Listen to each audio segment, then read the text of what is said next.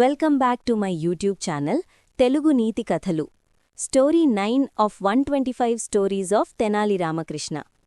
ఈరోజు స్టోరీ తెనాలి మరియు గొప్ప పండితుడు. ఒకసారి విజయనగర సామ్రాజ్యమంతటా ఒక వార్త వేగంగా వ్యాపించింది. ఉత్తర దిశ నుండి ఒక మహాపండితుడు వస్తున్నాడని, అతను ఎన్నో రాజ్యాల్లో వాదప్రతివాదాల్లో గెలిచి గొప్ప ఖ్యాతిని సంపాదించాడని అందరూ చెప్పుకున్నారు. అతని జ్ఞానం అపారం, వాక్చాతుర్యం అద్భుతం, తర్కశక్తి అపారమని ప్రజలు గొప్పగా కొనియాడేవారు. కొద్ది రోజుల తర్వాత ఆ పండితుడు విజయనగరానికి చేరుకున్నాడు. రాజభవనం వైభవాన్ని చూసి అతడు ఆశ్చర్యపోయాడు. కాని అతని మనసులో గర్వం మరింత పెరిగింది. ఇంత గొప్ప రాజసభలో నేను గెలిస్తే నా కీర్తి మరింత పెరుగుతుంది అని అనుకున్నాడు. అతను రాజు కృష్ణదేవరాయలను దర్శించేందుకు రాజసభకు వెళ్లాడు. సభలో మంత్రులు, పండితులు, కవులు, వీరులు అందరూ కూర్చున్నారు. పండితుడు గర్వంగా నమస్కరించి, మహారాజా, నేను అనేక రాజ్యాలలో పండితులను వాదంలో ఓడించాను. మీ రాజసభలో ఎవరు ఉన్నా ఏ విషయంపైనైనా వాదిస్తాను. నన్ను ఓడించగలవారు లేరు అని సవాలు విసిరాడు. రాజు అతని మాటలు విని స్వల్పంగా చిరునవ్వు నవ్వాడు. మన రాజసభలో ఎన్నో జ్ఞానులు ఉన్నారు. మీ సవాల్ను మేము స్వీకరిస్తాము అని అన్నాడు. వాదప్రతివాదం ప్రారంభమైంది. మొదట రాజసభలోని ఒక మంత్రి ధర్మశాస్త్రంపై వాదించాడు. పండితుడు తన తెలివితో అతని మాటలకు ప్రతివాదం చేసి గెలిచాడు. తర్వాత మరో మంత్రి రాజకీయాలపై వాదించాడు. అతడిని కూడా పండితుడు ఓడించాడు. అలాగే ఒక్కొక్కరిగా పండితులు, మంత్రులు, కవులు అందరూ ప్రయత్నించారు. కాని ప్రతివాదంలో ఆ పండితుడే గెలిచాడు. సభలో కొంత నిరాశ నెలకొంది. ఈ పండితుడి గర్వాన్ని ఎవరు తగ్గిస్తారు అని అందరూ ఆలోచించారు.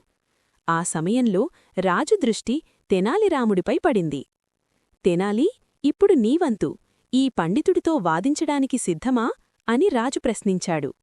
తెనాలి ప్రశాంతంగా లేచి నమస్కరించి, మహారాజా, వాదం కంటే ముందు నేను ఒక చిన్న ఏర్పాటును చెయ్యాలి. రేపు సభలో నేను ఒక మహాగ్రంథం ఆధారంగా వాదిస్తాను అని అన్నాడు.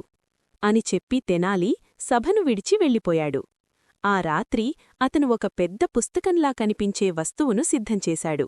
ఒక పెద్ద గడ్డిపెట్ట తీసుకుని దానిలో కొంత నువ్వులు, అంటే తిల, మరియు ఒక ఎద్దు కట్టే తాడు పెట్టాడు. తర్వాత దానిని ఒక అందమైన పట్టు వస్త్రంతో కప్పి మహాగ్రంథంలా తయారుచేశాడు.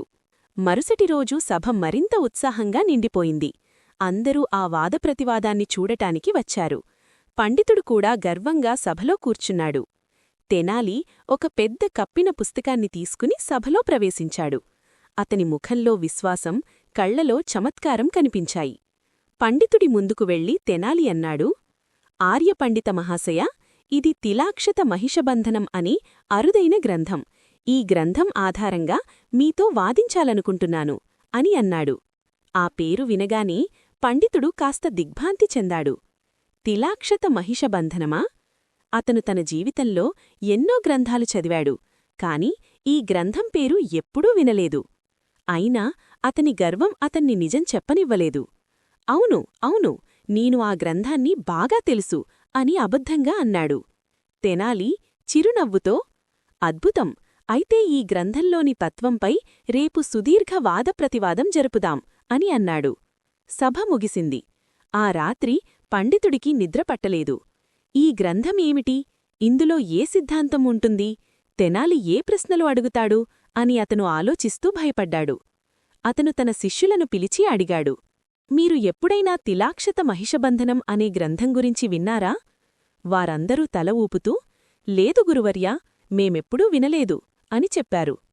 ఇప్పుడు పండితుడి భయం మరింత పెరిగింది. నేను రేపు సభలో ఓడిపోతే నా ప్రతిష్ఠ నాశనమవుతుంది. అంత పెద్ద రాజసభలో అవమానం ఎదుర్కోవడం కంటే ఇక్కడి నుండి వెళ్ళిపోవడమే మంచిది అని నిర్ణయించుకున్నాడు. ఆ రాత్రే అతను నిశ్శబ్దంగా తన సామాన్లు సర్దుకుని విజయనగరం విడిచి వెళ్ళిపోయాడు. మరుసటి రోజు రాజసభలో అందరూ ఆసక్తిగా ఎదురుచూశారు. కాని ఆ పండితుడు ఎక్కడా కనిపించలేదు. రాజు ఆశ్చర్యంపోయి, ఆ పండితుడు ఎక్కడా అని అడిగాడు. సైనికులు వెదికి వచ్చి, మహారాజా, అతను నిన్న రాత్రే రాజ్యం విడిచి వెళ్ళిపోయాడు అని తెలిపారు. సభలో నవ్వులు వినిపించాయి. రాజు తెనాలిని చూసి, తెనాలి, ఈ విషయమేమిటి? ఆ గ్రంథం అంత గొప్పదా అని అడిగాడు. తెనాలి నెమ్మదిగా ఆ కప్పిన పుస్తకాన్ని తీసి తెరిచాడు. అందులో పుస్తకం లేదు, కేవలం నువ్వులు మరియు ఎద్దుకట్టే తాడు మాత్రమే ఉన్నాయి. సభలో అందరూ ఒక్కసారిగా నవ్వేశారు. రాజు ఆశ్చర్యంగా, ఇది ఏమిటి తెనాలి అని అడిగాడు. తెనాలి వినయంగా నమస్కరించి, మహారాజా, తిలా అంటే నువ్వులు, మహిషబంధనం అంటే ఎద్దుకట్టే తాడు, ఇదే ఆ మహాగ్రంథం అని చెప్పాడు. రాజు గట్టిగా నవ్వాడు. అంటే ఆ పండితుడు నిజంగా పండితుడు కాదన్నమాట అని అన్నాడు. తెనాలి సమాధానంగా చెప్పాడు, మహారాజా, నిజమైన పండితుడైతే ఈ గ్రంథం నాకు తెలియదు అని నిజం చెప్పేవాడు. కాని అతని గర్వం అతన్ని అబద్ధం చెప్పలా చేసింది. తెలియని విషయాన్ని తెలిసినట్లు నటించడం అతని ఓటమికి కారణమైంది.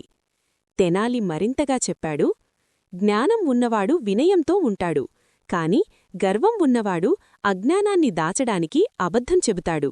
అలాంటి వ్యక్తి ఎప్పటికైనా బయటపడతాడు. రాజు తెనాలి మాటలను ఎంతో మెచ్చుకున్నాడు. తెనాలి, నువ్వు కేవలం చమత్కారివి మాత్రమే కాదు, గొప్ప జ్ఞానివి కూడా. నీ తెలివితో రాజసభ గౌరవాన్ని కాపాడావు అని ప్రశంసించాడు. సభలో ఉన్న మంత్రులు, పండితులు అందరూ తెనాలి తెలివిని కొనియాడారు. ఆ రోజు రాజసభలో ఒక గొప్ప పాఠం అందరికీ తెలిసింది.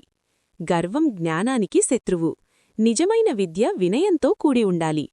ఆ తర్వాత రాజు ఒక ఆజ్ఞ జారీ చేశాడు. మన రాజసభలో జ్ఞానం కంటే వినయం ముఖ్యమైనది. ఎవరు వచ్చినా గర్వంతో కాదు, సత్యంతో మాట్లాడాలి.